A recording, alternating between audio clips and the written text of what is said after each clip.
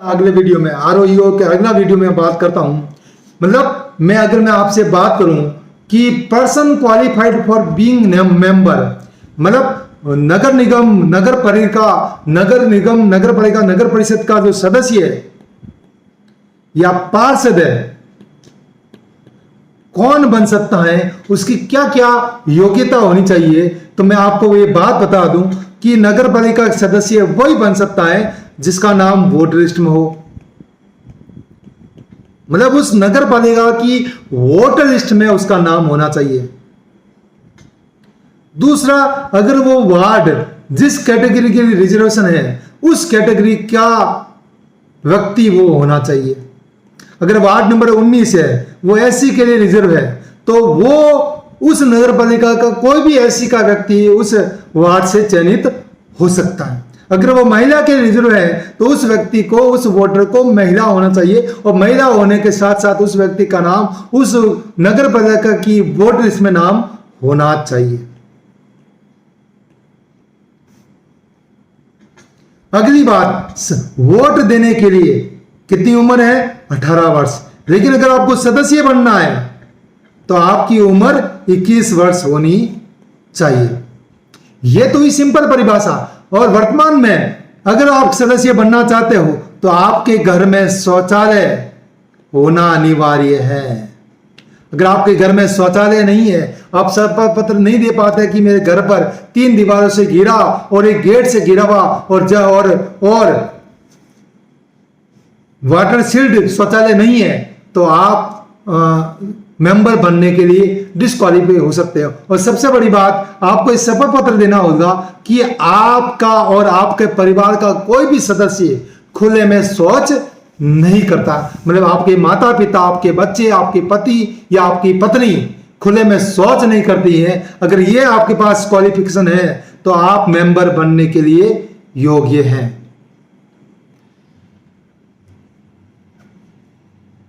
अगली बात, जैसे आपने चुनाव देखा होगा, एमएलए साहब का चुनाव या एमपी साहब का चुनाव, उस चुनाव में एक व्यक्ति 2 सीटों पर खड़ा हो सकता है। लेकिन लोकल बॉडी जी, नगर पालिका, नगर परिषद, नगर निगम के बोर्ड के एग्जाम में एक व्यक्ति एक से अधिक वार्ड में चुनाव लड़ने के लिए इंटाइटल नहीं है। यदि कोई व्यक्ति ने चुनाव के समय नॉमिनेशन एक से अधिक जगह भर दिया, तो अगर वो एक सीट को छोड़कर अन्य जगहों से अगर नॉमिनेशन वापस नहीं लेता है तो यह माना जाएगा कि वो उसने दोनों जगह से या सभी जगह से नॉमिनेशन वापस ले लिया। मतलब उसका अगर वो नहीं लेता है तो उसका खारिज हो जाएगा। मतलब एक व्यक्ति एक ही जगह से चुनाव लड़ सकता है, और ये नॉमिनेशन भरने की जो समय पीरियड होता है उस समय पीरियड से पहले उसको अपना नॉमिनेशन वापस लेना पड़ता है। अगली बात आती है, सबसे बड़ी बात है यानो ध्वनि विस्तारकों आदि का उपयोग का निर्बंध, restriction of loud speaker and vehicle.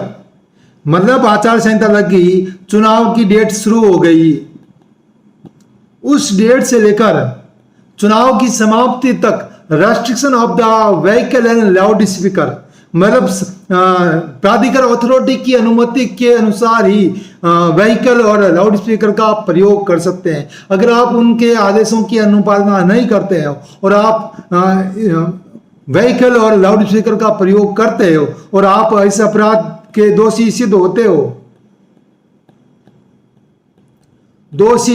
हो तो आपके खिलाफ 5,000 रुपए तक का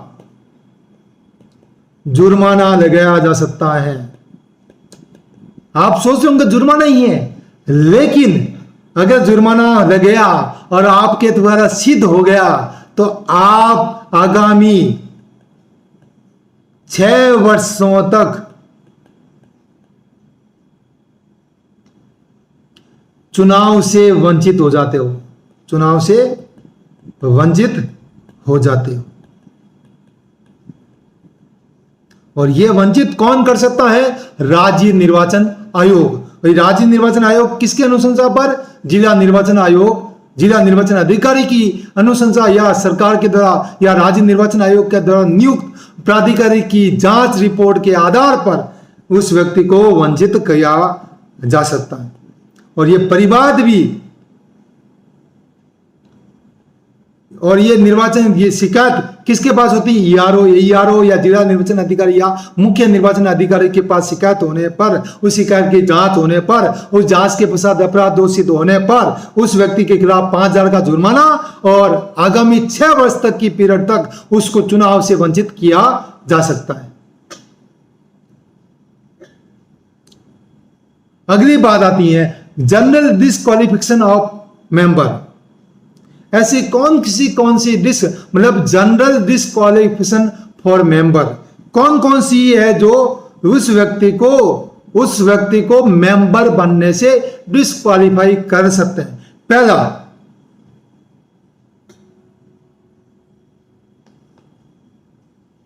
मतलब यदि वो कोई व्यक्ति नैतिक अपराध के लिए दोषित होता है या निर्वाचन अपराध के लिए दोषित होता है और उस व्यक्ति को 6 मास तक की सजा, मतलब 6 मास के अधिक की सजा सक्षम न्यायालय के द्वारा दी गई है, तो व्यक्ति मेंबर नहीं बन सकता। यदि व्यक्ति धारा 245 के तहत अतिक्रमण के मामले में दोषी सिद्ध हो, मतलब यह साबित हो जाए कि उस व्यक्ति ने अतिक्रमण किया है और अतिक्रमण के संबंध में बेदखली या सजा की कार्रवाई के खिलाफ किए गए, तो वो व्यक्ति मेंबर बनने में वंचित हो जाएगा। अगली बात, यदि किसी व्यक्ति के खिलाफ 5+5 वर्ष या अधिक दंड देने के मामले में मामला किसी सक्षम न्यायालय में विचाराधीन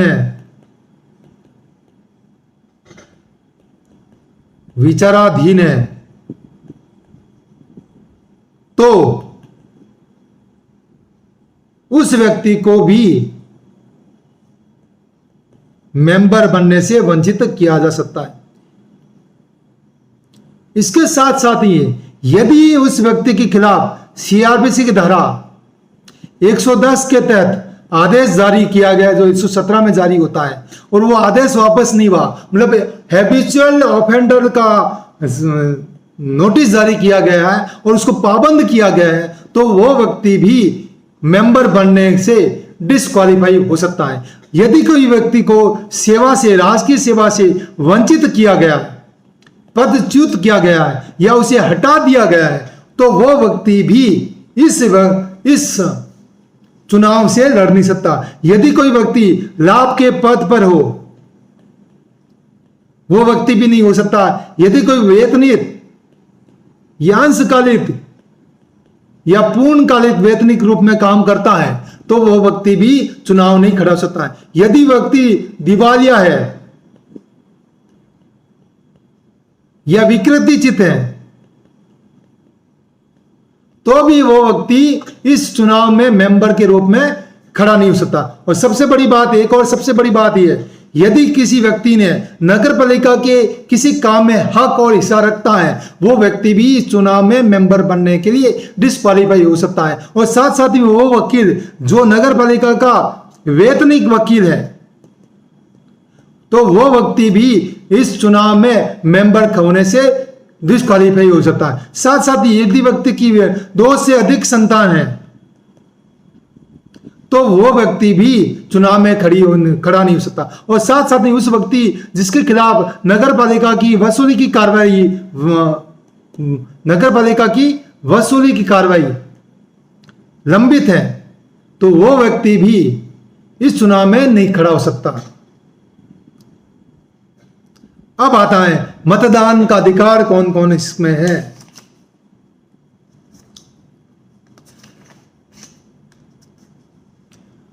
राइट टू वोट, मतदान कौन दे सकता है? क्या आप दे सकते हैं? क्या आपका परिवार दे सकता है? नहीं, एक व्यक्ति वही वोट दे सकता है जो उस नगर पालिका के क्षेत्र में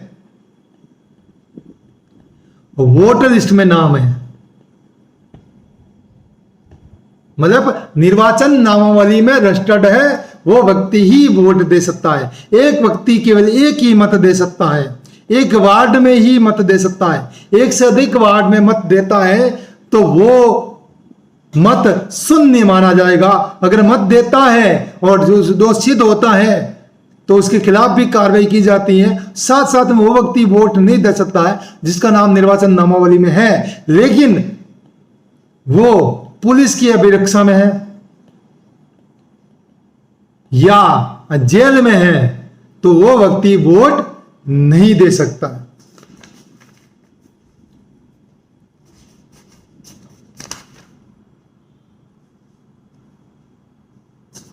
लाइन चीज क्लियर। अब निर्वाचन में मत देने की रीति क्या है? वही रीति तो वही है जैसा पॉलिसी बनती है। अगर बैलेट पेपर से तो बैलेट पेपर देना है, जिस प्रकार की प्रोसेस है मशीन से देना है तो ये मशीन से देना है। एक व्यक्ति एक ही वोट दे पाएगा और एक व्यक्ति एक वार्ड में ही एक व्यक्ति के चुनाव में अपना मतदान दे सकता है। अगला इंपॉर्टेंट आकस्मिक रीतियां। अब आकस्मिक रीतियां कैसे होती हैं आप समझ चुके। अगर कोई व्यक्ति पद त्याग कर देता है, पदच्युत हो जाता है और अगर उसको पद से उसकी मृत्यु हो जाती है, हट जाता है, तब क्या होगा? 6 मास के भीतर भीतर चुनाव कराना है।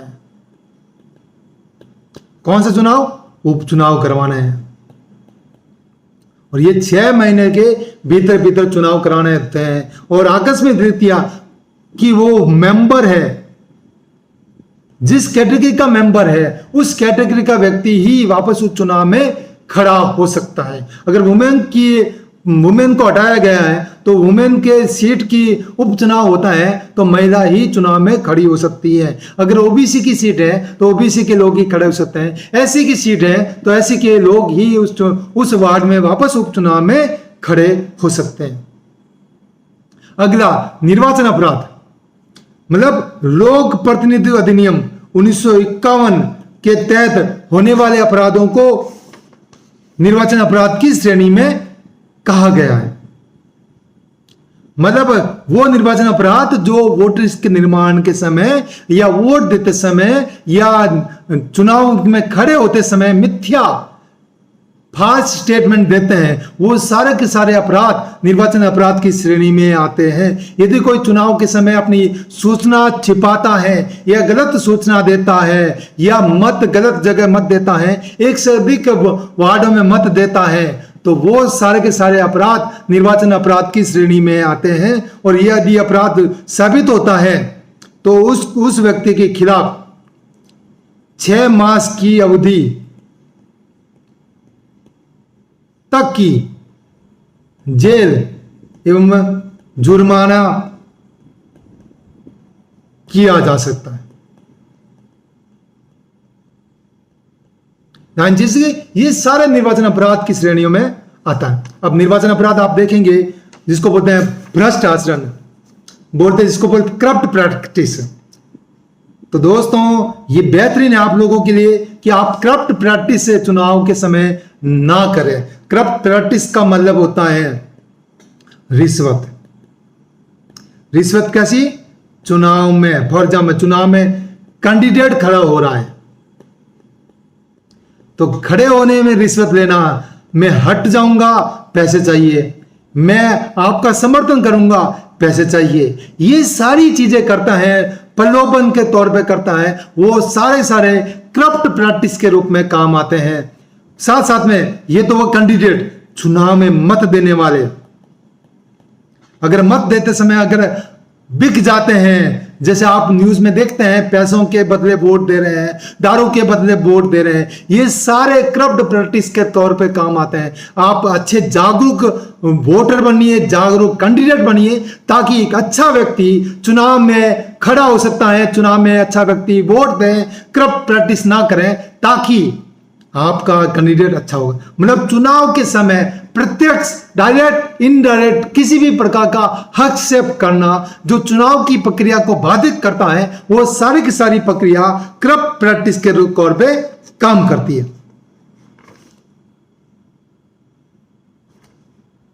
मतलब चुनाव के समय ठीक है, जितनी भी प्रैक्टिस होती है बहिष्कार करना, मैं उसके पक्ष में वोट दूंगा, उसके पक्ष में करना। सरकारी कर्मचारी व्यक्ति है वो सरकारी कर्मचारी होने के बावजूद किसी व्यक्ति विशेष, किसी राजनीतिक दल के विशेष के में अपनी भावना प्रकट करता है, अपना प्रचार प्रसार करता है, वो भी करप्ट प्रैक्टिस के तौर पे आएगा। यदि कोई व्यक्ति जाति धर्म के आधार पर वोट मांगता है, वो भी करप्ट प्रैक्टिस के तौर पे आता है। यदि कोई व्यक्ति किसी जाति धर्म के आधार पर वो समर्थन करने की बात करता है, वो भी करप्ट प्रैक्टिस के तौर पे काम आती हैं, उस व्यक्ति के खिलाफ भी कार्रवाई करती है। यदि कोई व्यक्ति राजकीय कर्मचारी है, वो किसी के पक्ष में या विपक्ष में अगर वोट देने की बात करता है, तो भी वो करप्ट प्रैक्टिस के तौर पे काम आता है। और अंतिम बात, निर्वाचन संबंधी मामलों में सिविल न्यायालय की अधिकारिता नहीं मानी जाती है। मतलब सिविल न्यायालय किसी प्रकार का इसमें हस्तक्षेप नहीं करेगा। कौन करेगा? जिला निर्वाचन अधिकारी या फिर ईआरओ, एईआरओ, जिला निर्वाचन अधिकारी, मुख्य निर्वाचन अधिकारी इसमें काम करते हैं। इसमें याचिका, निर्वाचन की याचिका किसमें होती है? राज्य निर्वाचन की याचिका आप ईआरओ मतलब जिला निर्वाचन अधिकारी के पास।